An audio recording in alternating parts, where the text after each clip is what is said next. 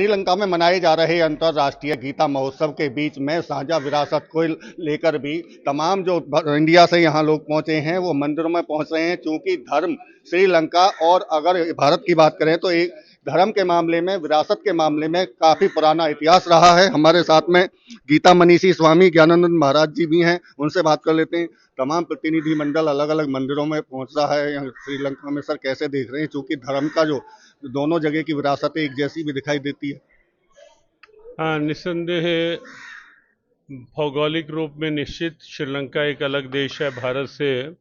लेकिन जब हम यहाँ आकर के यहाँ के अंतरंग भावों को देखते हैं, यहाँ की सांस्कृतिक परंपराओं को देखते हैं, दिव्यताओं को देखते हैं, तो लगता है कि कहीं ना कहीं सांस्कृतिक रूप में भारत और श्रीलंका की एक आंतरिक जो सद्भावना है, जुड़ाव यहाँ आकर के दिखाई देता है।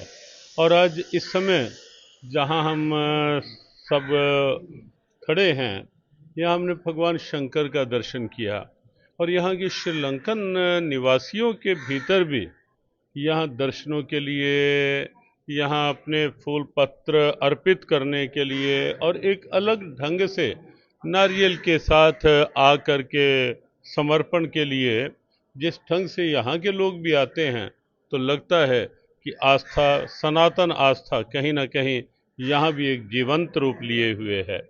यहाँ जो एक ये स्थान है भगवान शंकर का है और साथ ही साथ इस समय जहाँ हम खड़े हैं ये शंकरी देवी हैं। एक संयुक्त स्वरूप है और ये शंकरी देवी, ये स्थान जो है ये अपने भारत में जो 51 शक्तिपीठ हैं उन शक्तिपीठों में ये एक स्थान माना जाता है। तो इससे लगता है कि कहीं ना कहीं जब रावण भी, क्योंकि भगवान शिव का अनन्य भक्त तो था ही, और शक्तिपीठ में जब अलग अलग भारत के स्थानों में उमा जो शक्ति के रूप में थे उनके अलग अलग भाग अलग अलग स्थानों में आए, तो उससे भी यदि हम 51 शक्तिपीठों का स्वरूप भी जब भारत के उस मानचित्र में देखते हैं तो लगता है कि वो कहीं ना कहीं एक अखंड भारत की दिव्यता का दर्शन करवाता है। तो यहाँ आकर के भगवान शंकर के साथ साथ शक्तिपीठों में एक शंकरी देवी का दर्शन करके सब भक्त अभिभूत हैं। और भगवत गीता में भी, क्योंकि भगवान कृष्ण ने कहा है कि जहाँ जहाँ भी कोई ऐसी शक्ति होती है वो मेरा ही रूप है, तो गीता महोत्सव के अंतर्गत इस रूप में यहाँ शक्ति दर्शन, शिव दर्शन निश्चित रूप से गीता महोत्सव की एक दिव्यता है। जिक्र किया आपने, बड़ी बात कही कि गीता में भी यही है कि जहाँ जहाँ दर्शन है और जहाँ हो रहे हैं वो भी उन्हीं का रूप है।